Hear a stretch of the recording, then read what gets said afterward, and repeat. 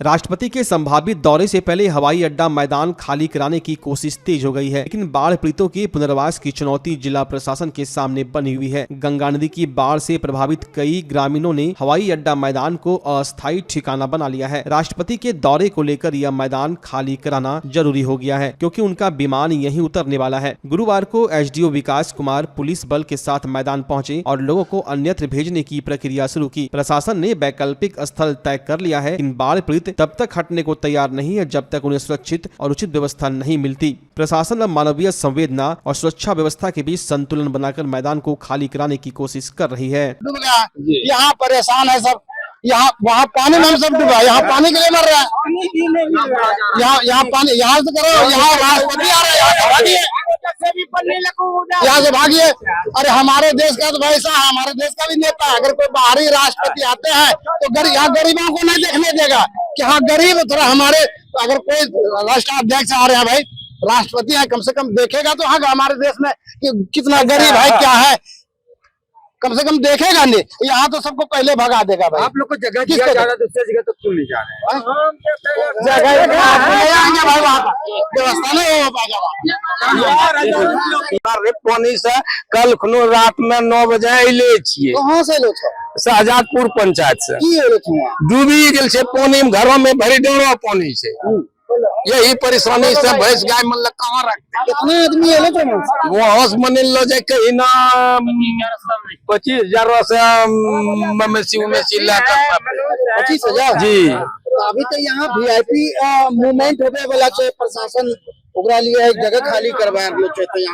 ये मामला जैसा कि आप जान रहे हैं, ये भागलपुर शहर के बिल्कुल बीच में, हार्ट ऑफ द टाउन में ये एयरपोर्ट परिसर, और बाढ़ की भी आप स्थिति को देखते हुए कुछ ग्रामीण जो है वो अनधिकृत तरीके से, ये कोई रिलीफ कैंप नहीं है, ये एयरपोर्ट है और एयरपोर्ट की अपनी सिक्योरिटी अरेंजमेंट्स होती है और समय समय पे इसका उपयोग भी होता है। कुछ समय पहले ही माननीय राज्यपाल महोदय का आगमन हुआ था भागलपुर में इसी रनवे पे, और महामहिम माननीय राष्ट्रपति महोदया का कार्यक्रम भी प्रस्तावित है बहुत शीघ्र।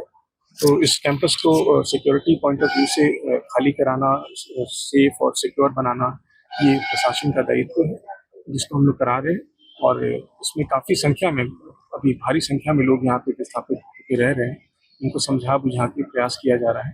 थोड़ी समस्याएं आ रही हैं, ये भी एक चुनौती होगी सर, और इनको हम लोग अल्टरनेटिव दूसरे रिलीफ कैंप्स हैं, इनफैक्ट जहाँ पे घोषित रिलीफ कैंप्स होते हैं वहाँ पे मूलभूत सुविधाएं भी होती हैं। अंचल अधिकारी अपने आकलन के अनुसार सामुदायिक किचन का भी संचालन कराते हैं और अन्य साफ सफाई और जो चापाकल और पीने का पानी वगैरह जो वो भी शासन के द्वारा उपलब्ध कराया जाता है।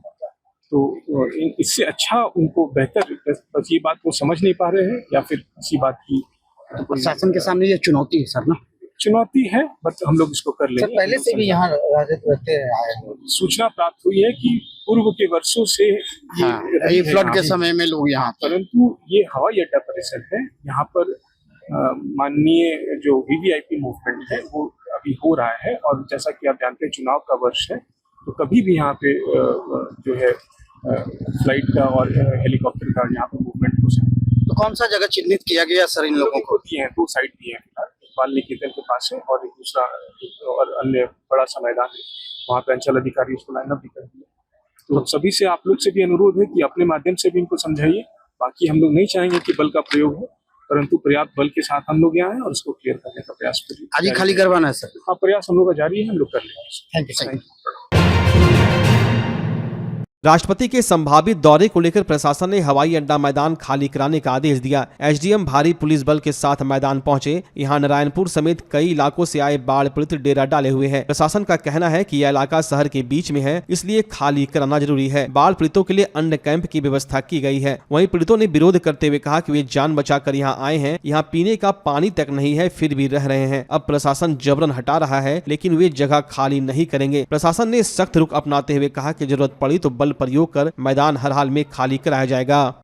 कि बुला नहीं सकै छी और पांच ने भगाल चली देना छो, जैसे भी खड़ा रहे जो आबे के जैसे भी चालू करियो, देखियो की करे छै जैसे भी ना। अब बरारी में चढ़ी जो सबटा बरारी में जाके बेगी दियो, क्या बोला जा रहा है? कि हम लोग रहेंगे यहाँ पर। प्रशासन क्या बोला? खाली करो। वो बोलता है कि खाली करो, हम खाली ना करेंगे। नहीं करेंगे, हम लोग को दिक्कत है। भूखा रहेंगे लेकिन सरकार से खाने नहीं मांगेंगे, लेकिन अपना पानी पी करके रहेंगे, लेकिन रहेंगे जाएंगे नहीं हम लोग। क्या नाम हुआ? यहाँ पर रहेंगे हम लोग। क्या नाम हुआ? सुनती देवी नाम है, चौनिया शंकरपुर है। कहाँ से आए हैं आप? देखिए हम सब नारायणपुर प्रखंड शाहजादपुर पंचायत से आए हैं सर। हम सबको बहुत दिक्कत, पानी की बाढ़ बहुत तेज गति से बढ़ रही है। वहाँ पर माल जाल जितने जानवर हैं सब भास रहे हैं सर। किसी तरह से हाँक होकर के वहाँ से तो यहाँ परेशान होकर के यहाँ पर आए। अब यहाँ से कहता है इधर जाओ उधर जाओ, कह रहे राष्ट्रपति आएंगे भाई। अरे राष्ट्रपति आएंगे तो 10 दिन का समय बढ़ा लो, 10-15 दिन में तो वैसे सूखेगा, सब चले जाएंगे। हम सब यहाँ घर बनाने के लिए थोड़ा है, हम सबको यहाँ पर परेशानी है। वहाँ पानी से डूब रहे हैं सर, यहाँ पानी के लिए मर रहे हैं। यहाँ पर पानी नहीं मिलती है, वहाँ पानी में डूब रहे हैं। ये तो व्यवस्था है यहाँ पर। बता दो सरकार ने ये व्यवस्था करता है, वो व्यवस्था करता है, क्या व्यवस्था करके दे रहे हैं?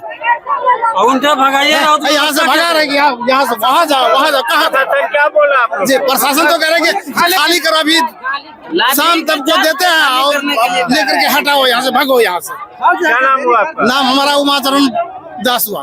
कहाँ से आए हैं? जी हम सब सर। जैसा कि आप जानते हैं, बिल्कुल शहर के बीचों बीच स्थित ये हवाई अड्डा परिसर और इसमें अच्छी खासी संख्या में करीब 1000 से ज़्यादा व्यक्ति यहाँ पर अस्थायी रूप से यहाँ रह रहे हैं, बाढ़ की समस्या और ये सब। तो जैसा कि आप अवगत होंगे, महामहिम माननीय राष्ट्रपति महोदय का यहाँ पर कार्यक्रम प्रस्तावित है। तो उसके संदर्भ में हम लोग इस परिसर को सेफ्टी और सिक्योरिटी और सब चीज़ को ध्यान में रखते हुए इसको वेकेट करा रहे हैं। और जो बाढ़ से विस्थापित हमारे ग्रामीण हैं, उनके लिए अल्टरनेटिव जो रिकग्नाइज्ड जो शिविर हैं, कैंप्स हैं, उसमें उनको जाने के लिए कहा जा रहा है, जिसमें उनके द्वारा बात को समझ नहीं पा रहे हैं या फिर एक अवरोध करने का प्रयास किया जा रहा है। लेकिन इस चीज़ को हमने स्पष्ट कर दिया है कि ये कैंपस जो है वो वेकेट करना ही है। और उसमें भले थोड़ा उसमें हम लोग को और ज़्यादा प्रयास करना पड़े और ज़्यादा फोर्स और सब कुछ डिप्लॉय करना पड़े, लेकिन कैंपस तो क्लियर होगा ही होगा। और हम लोग इसमें प्रयास कर रहे हैं, अभी हम लोग यही रहेंगे। और इनकी भी कुछ समस्याएं हैं, परंतु इनको ऑप्शन हम लोग दे रहे हैं जो आसपास के और कैंप्स हैं उसमें जाके। इनफैक्ट वहाँ पर अगर जो रिकग्नाइज्ड जो रिलीफ कैंप्स हैं, वहाँ पे सरकार के द्वारा आपदा के मद्देनज़र मूलभूत सुविधाएं भी दी जाती हैं। आवश्यकता अनुसार अंचल अधिकारी को ये भी निर्देश है कि किचन जो कम्युनिटी किचन जो वहाँ पे चलाया जाता है, सामुदायिक किचन और अन्य जो साफ़ सफाई, पेयजल और ये सब व्यवस्था, मेडिकल कैंप्स की व्यवस्था उस कैंप्स में की जाती है, वो सब की जाएगी। लेकिन यहाँ पे थोड़ा सा हम लोग देख रहे हैं कि एक बहुत रेजिस्टेंस है, लेकिन उसको हम लोग आवश्यकता अनुसार बलपूर्वक और समझा बुझाकर इस कैंपस को हम लोग क्लियर करा लेंगे। और कार्यक्रम की तारीख नहीं, वो तो कार्यक्रम संभावित है। और जैसा कि जानते हैं आप, महामहिम राष्ट्रपति महोदय का आगमन प्रस्तावित है, परंतु इसके इतर भी शहर के बीचों बीच इतना बड़ा ये हवाई अड्डा का कैंपस है और इसमें बेरोक टोक लोग आ रहे हैं, जा रहे हैं। कोई सुरक्षा पॉइंट ऑफ व्यू से हमारी कोई अगर वैसी कोई बात हो जाएगी तो फिर बहुत बड़ी इसमें परेशानी में बहुत समस्या आ जाएगी। इसके लिए इस पूरे परिसर को हम लोग सुरक्षित बनाने के लिए और इनिशिएटिव ले रहे हैं और इसको हम लोग बहुत जल्दी इसको सिक्योर कर लेंगे। अभी आप लोग देख ही रहे हैं। क्या आप कंप्यूटर कोर्स करना चाहते हैं, वो भी कम खर्च में? तो आ गया शानदार मौका। ज्ञानदीप कंप्यूटर एजुकेशन लेकर आया है शानदार ऑफर। ADCA कोर्स अब सिर्फ 1505 रुपए में। DCA, DTP, Tally with GST और हार्डवेयर सॉफ्टवेयर के अन्य कोर्स भी उपलब्ध हैं, वो भी फी में 60% की भारी छूट के साथ। AC स्मार्ट क्लासरूम और AC लैब की सुविधा, 5 दिन का फ्री डेमो क्लास भी उपलब्ध है। गर्ल्स और आर्थिक रूप से कमजोर छात्रों को 50% तक की छूट। Book, I card, admission form बिल्कुल फ्री। हमारा हेड ऑफिस का पता है महादेव सिंह कॉलेज रोड, सराय भागलपुर। हमारे ब्रांच का पता है ततारपुर थाना के अपोजिट यूनिवर्सिटी रोड, सराय भागलपुर। हमारे दूसरे ब्रांच का पता है हनुमान मंदिर के निकट SM कॉलेज रोड, छोटी खंजरपुर, भागलपुर। तो अभी संपर्क करें और अपने करियर को दीजिए एक नई उड़ान, सिर्फ ज्ञानदीप कंप्यूटर एजुकेशन के साथ। भागलपुर का पहला NABH मान्यता प्राप्त अस्पताल ओम ENT एंड मैटरनिटी हॉस्पिटल। यहाँ मिलती है कान, नाक, गले और मैटरनिटी संबंधित अत्याधुनिक सुविधाएं। यहाँ ब्लडलेस और दूरबीन विधि, एंडोस्कोपी, ब्रोंकोस्कोपी और मॉड्यूलर ऑपरेशन थिएटर की सेवाएं 24 घंटे उपलब्ध है। साथ ही यहाँ ऑडियोलॉजी और स्पीच थेरेपी की भी सुविधा उपलब्ध है। महिलाओं के लिए मॉड्यूलर लेबर टेबल और सिजेरियन सेक्शन टेबल के साथ 24 घंटे संपूर्ण मैटरनिटी की सुविधा उपलब्ध है। साथ ही यहाँ बांझपन के इलाज के लिए सेवाएं उपलब्ध है। हमारे यहाँ कैशलेस सुविधा उपलब्ध है। हमारा लक्ष्य आपकी सेहत और सुरक्षा। ओम ENT एंड मैटरनिटी हॉस्पिटल, हर कदम पर आपके साथ। नमस्कार, मैं डॉक्टर अजय कुमार सिंह, शिशु रोग विशेषज्ञ, बिहार झारखंड में अग्रणी मेरा स्नेह अस्पताल, जो सबसे पहले बिहार झारखंड में कृत्रिम श्वसन मशीन यहाँ आया, ब्लड गैस एनालाइजर आया, और एक नया मशीन क्रिटिकल जो देर से रोए बच्चे में इलाज में बहुत सक्सेसफुल है, और वह विकलांगता से बचाता है और बचने की संभावना बढ़ती है। वह मशीन जो देर से रोया बच्चा है उसमें 3 डिग्री कम टेम्परेचर पर रखा जाता है और 3 दिन के लिए रखा जाता है, लेकिन वो 6 घंटे के अंदर उसको उसमें रखना पड़ता है। तो आप इसका लाभ उठाएं। और दूसरी बात, जो आयुष्मान योजना है उसके तहत 5 लाख का चिकित्सा आप अपने नवजात के लिए, बच्चों के लिए आप यहाँ उपलब्ध है, उसको ले सकते हैं। ध्यान रहे कि 5 साल के कम के उम्र में के बच्चों को आयुष्मान कार्ड की अलग से ज़रूरत नहीं है। यदि आपके माता पिता का नाम है तो वो इसमें लाभुक हो सकता है और आप इसका लाभ उठा सकते हैं। धन्यवाद।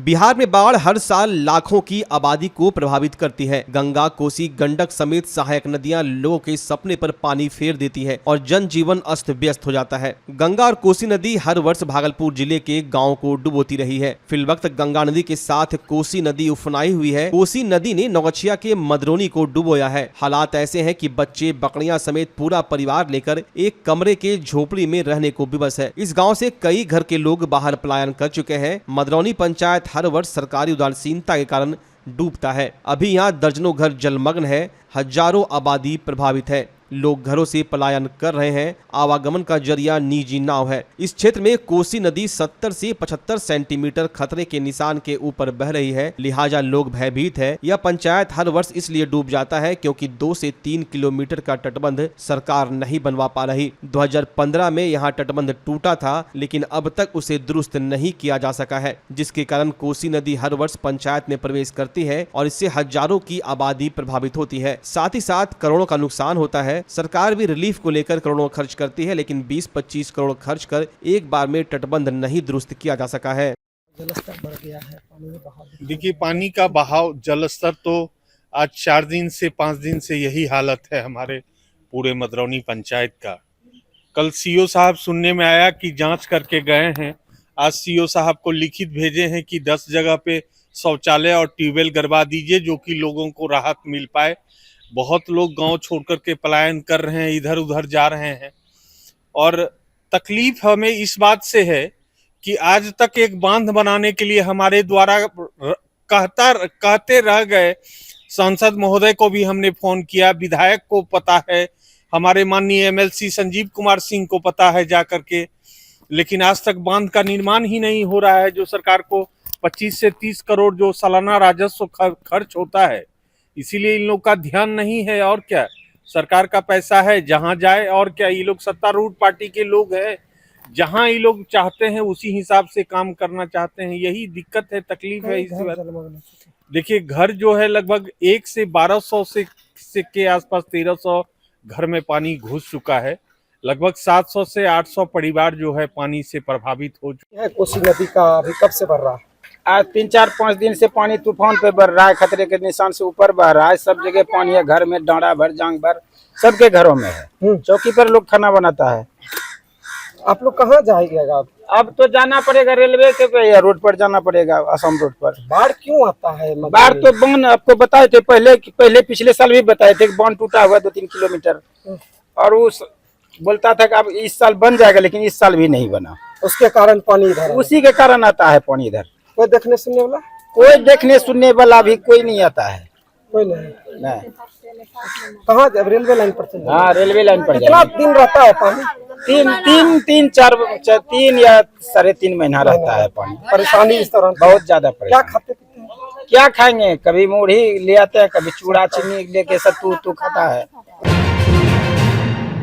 भागलपुर में गंगा का जलस्तर लगातार तेजी से बढ़ रहा है। निचले इलाकों के साथ साथ बाढ़ का पानी शहरी क्षेत्रों में भी प्रवेश कर गया है। तिलका मांझी भागलपुर विश्वविद्यालय के लालबाग स्थित पीजी गर्ल्स हॉस्टल और ओबीसी हॉस्टल के पीछे बाढ़ का काफी पानी प्रवेश कर चुका है। वहीं आगे के हिस्से में भी पानी का प्रवेश शुरू हो गया है, जिसको लेकर अब छात्राएं हॉस्टल खाली कर पलायन कर रही है। हर एक साल बाढ़ में लालबाग और पीजी हॉस्टल सहित प्रोफेसर क्वार्टर में पानी भर जाता है, जिस कारण लोगों को पलायन करना पड़ता है। वहीं इस बार पानी प्रवेश करने के साथ ही छात्राओं का पलायन शुरू हो गया है।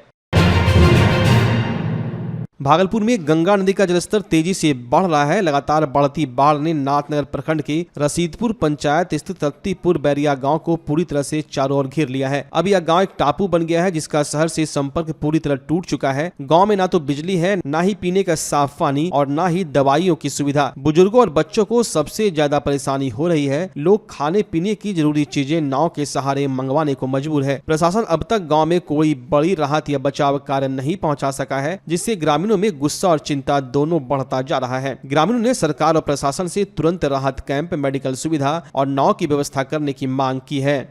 अच्छा आप बताइए, सरकार ने कुछ मदद दिया है? हाँ, बहुत चीज दिया है। पानी तो ये दिया है नहाने के लिए, ना वो कुछ दिया है? गाड़ी दिया है। सरकार से कुछ नहीं मिला भैया आपको? बहुत कुछ मिला है, पानी मिल रहा है और क्या मिलेगा बताइए। अब सरकार से क्या मांगे करते हैं? पूरा रसदपुर डुबा दे, यही मांग करते हैं। अब क्या मांग करेंगे बताइए। तिलका मांझी भागलपुर विश्वविद्यालय में बीते 3 सालों से चल रहे भ्रष्टाचार, भाई भतीजावाद और पद के दुरुपयोग के मामले को लेकर अब छात्रों में आक्रोश बढ़ता जा रहा है। आज एक प्रेस कॉन्फ्रेंस में छात्र नेता बम प्रीत ने विश्वविद्यालय प्रशासन पर गंभीर आरोप लगाते हुए निष्पक्ष जांच और सख्त कार्रवाई की मांग की है। उन्होंने आरोप लगाए कई कॉलेजों में बिना चयन समिति के सिर्फ सिफारिश और पैसे के दम पर प्रचार नियुक्त किए गए हैं। डॉक्टर अवधेश रजक और डॉक्टर सतेंद्र कुमार को यूजीसी मानकों के अनुरूप एसोसिएट प्रोफेसर की योग्यता नहीं रहने के बावजूद प्रचार बना दिया गया। एक जांच कमेटी ने भी डॉक्टर जग को अयोग्य बताया, फिर भी उनकी पोस्टिंग हो गई। पूर्व विभागाध्यक्ष डॉक्टर निरंजन यादव पर पीईटी परीक्षा के मूल्यांकन में अपने पुत्र को पास कराने के लिए अंकों की हेराफेरी करने का आरोप है। छात्र नेता ने इस मामले में एफएसएल जांच की मांग की है, ताकि हस्तलिपि मिलान से सच्चाई सामने आ सके। भागलपुर के रंगरा थाना क्षेत्र के रंगरा गांव में मवेशी बांधने को लेकर कहासुनी के बाद 2 पक्षों में झड़प हो गई। बताया जा रहा है कि चारा खिलाने को लेकर विवाद इतना बढ़ गया कि एक व्यक्ति ने अपने ही भाई और भतीजे पर लाठी से हमला कर दिया। इस हमले में प्रकाश यादव और उसका बेटा रोशन कुमार घायल हो गया। पीड़ित रोशन कुमार के अनुसार चाचा निरंजन यादव, राजू यादव और दयानंद यादव ने मिलकर उन पर लाठी से वार किया। दोनों घायलों को इलाज के लिए मायागंज अस्पताल में भर्ती कराया गया। पुलिस ने केस दर्ज कर लिया और मामले की जाँच की जा रही है। तीनों आरोपियों की पहचान हो चुकी है।